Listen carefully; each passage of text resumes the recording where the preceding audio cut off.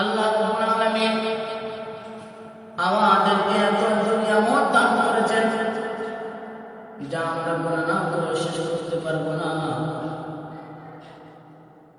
আমরা যে হাত দিয়ে খাবার খাই এটাও তো আমাদের জন্য নিয়ামত।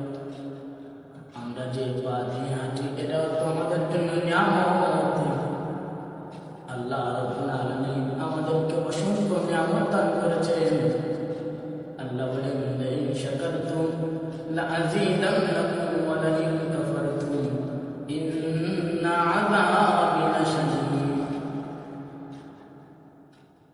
আল্লাহ বলেন, বান্দারে তুই আমার নিয়ামতের শুকরিয়া আদায় কর। যদি বান্দা তুই আমার নিয়ামতের শুকরিয়া আদায় করিস আমি তোকে আরো নিয়ামত বাড়িয়ে দেব। আল্লাহ বলেন, ওয়া লাইন কাফারতুম ইন্না আযাবি লাশাদীদ।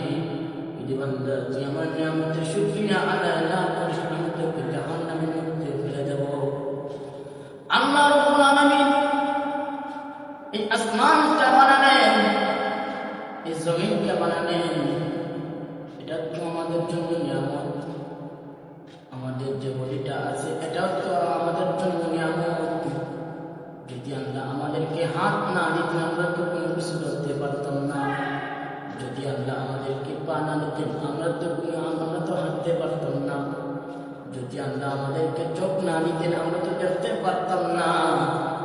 যদি আল্লাহ আমাদেরকে জবান না দিতেন আমরা তো কথা বলতে পারতাম না। এত আল্লাহ রাব্বুল আলামিন আমাদেরকে অসংখ্য নিয়ামত